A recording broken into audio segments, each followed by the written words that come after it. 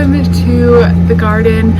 It is going to be hot today, so I am coming out here to mostly just water and get everything a good drink before the heat really kicks in. I think today is going to be the last day of our little garden week, so if you saw the video from Monday, you saw where some of the plants were at that point, and so I thought I would take you around and show you how my melon sprouts are looking 5 days later.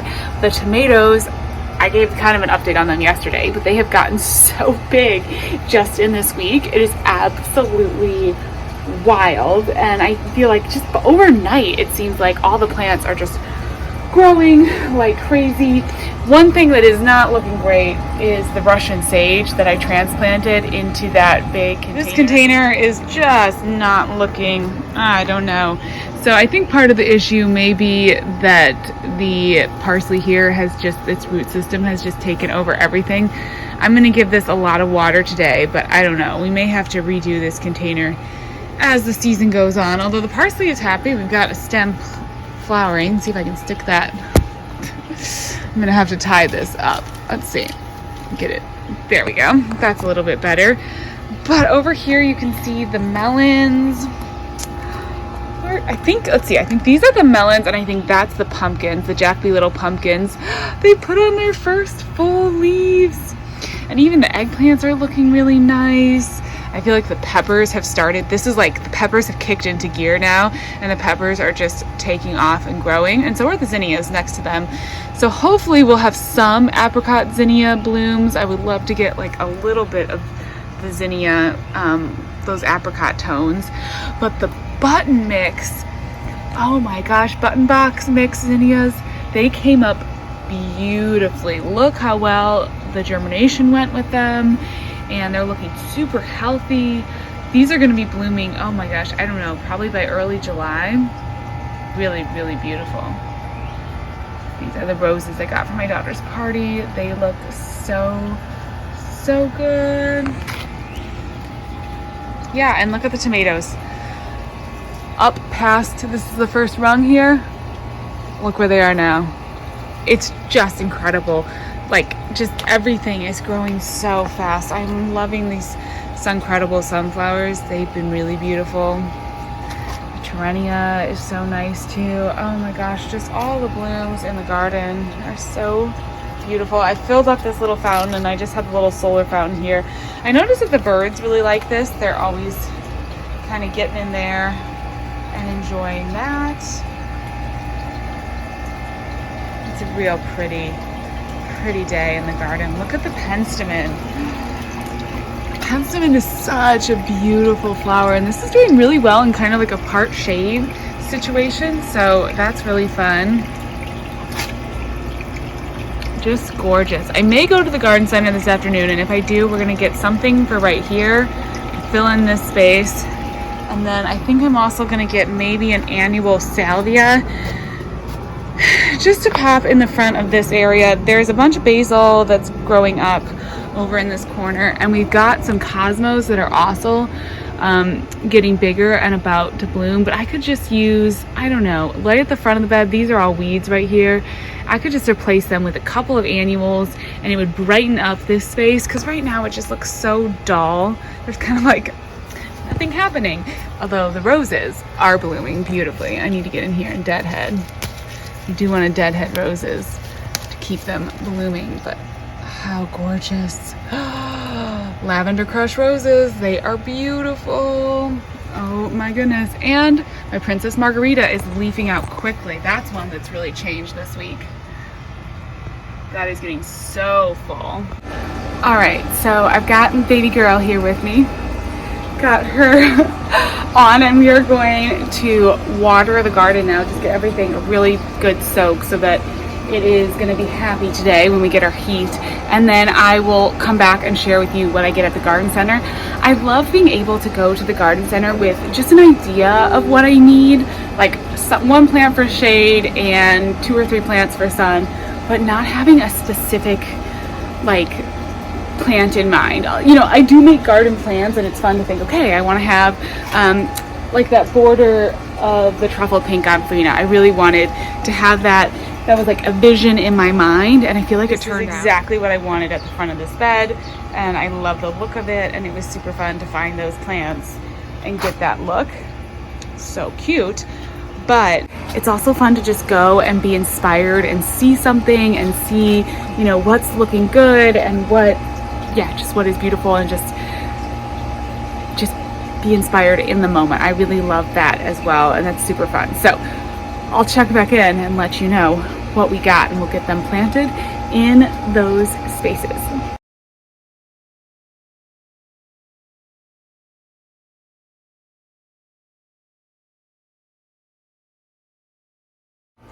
All right, so I am back from the garden center, and I picked up a bunch of fun flowers, and I'm going to just show you what they are, and then I'm going to place them out into the landscape. So first one is this really pretty verbena, a super great plant for it, that kind of area where I've got a little bit of like a wild look. So this is a lollipop verbena. It's really pretty. I think it's going to be perfect in the like cottagey kind of tones over there. And then I also grabbed a Senorita Blanca Cleome. So this is actually going to get really tall. I think it gets up to like, yeah, 24 to 48 inches. So I'm going to put this more toward the back, but I've been wanting some of these, and I tried to start some from seed and it didn't really work. They didn't really take. So I thought I would just get one to pop in. I don't have a ton of room in there, but it will be very cottagey. And then along with the cottage vibes for the back of the space, I ended up grabbing one of these double hollyhocks in this gorgeous maroon. Oh my gosh, is that not so pretty?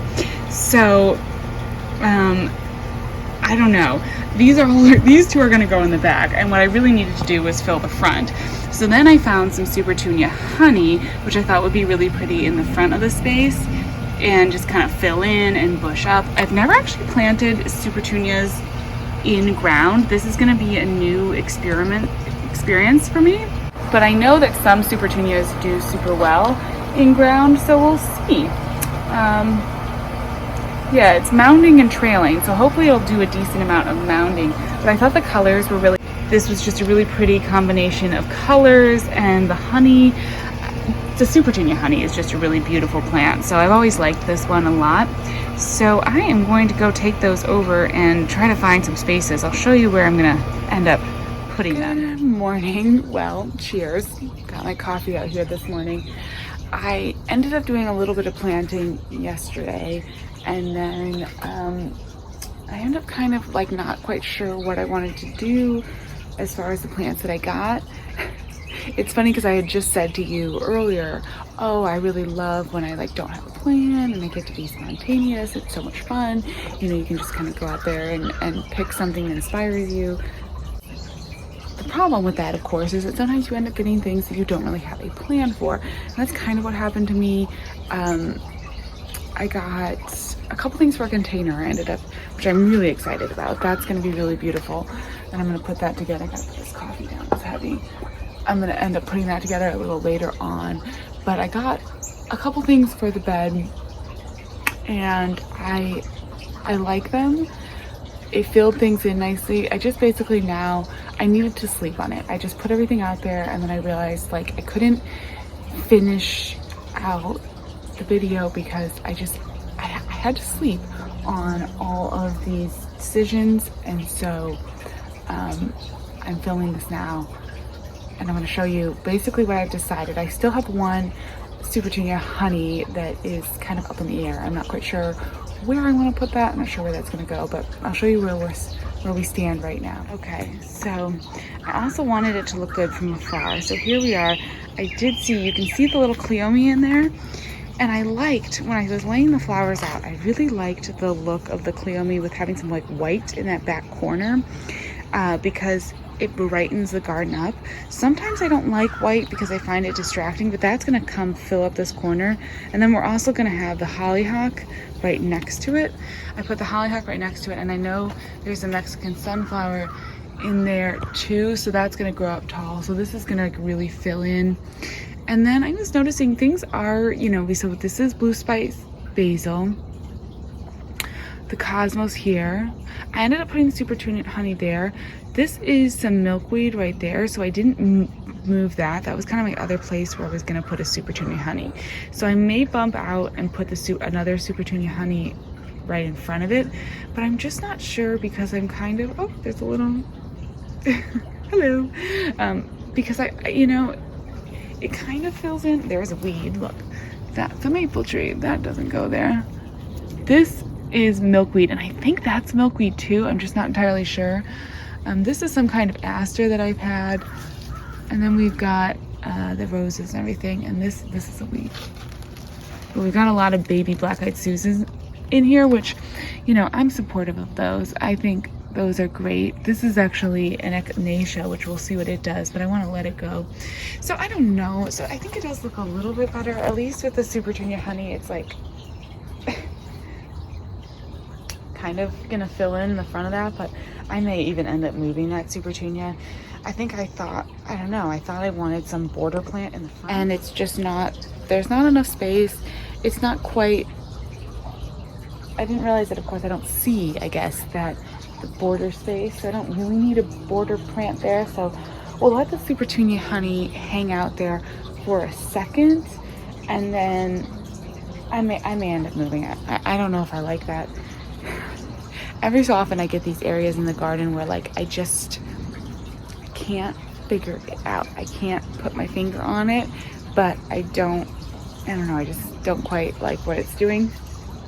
So we're just gonna let that continue to go. I do kind of have a corner in the front of this bed where I would like to put something. I was looking at all of the begonias, and they're kind of beautiful, but I don't know, they're not really like the right color tones and all of that, so I just ended up not getting any begonias, and I just couldn't figure it out. So that definitely happens if you ever feel like, oh, you know, the process is smooth. For me, it's not. Sometimes I get these like walls, and so I'm just gonna keep pushing through and see if we can get past this kind of mental block that I've got right now, and I'm sure I'll figure out something that I want to have in that space, and we'll get that all set up, and it'll end up being good. I'm sure I will end up getting it figured out, but right now we're just not, the process is kind of on hold, but I can see, like, I can see the super tulip honey when I look this way. So maybe that was a good idea. I felt a little bit like, what was I doing? What was the point of that trip? And what did I even, I got all these flowers and I don't even know where to put them. But now this morning when I come out here and I look at it, I'm like, okay. It's cute. It's fun to have a little bit of yellow right down that way. And that white is gonna draw your eye back there, and that's gonna be good. I just looked out of the corner of my eye before I say goodbye to you. The first tomato is forming. What a perfect ending to the garden week. The start of the first tomato. These are the Tiny Tims. So Tiny Tim officially is winning the race, at least to the first green tomato. We'll see, probably, I'm sure it'll end up being the first little red one too. Oh, that's so cute. Bye. Well, thank you so much for watching, and I will talk to you again soon. Bye-bye.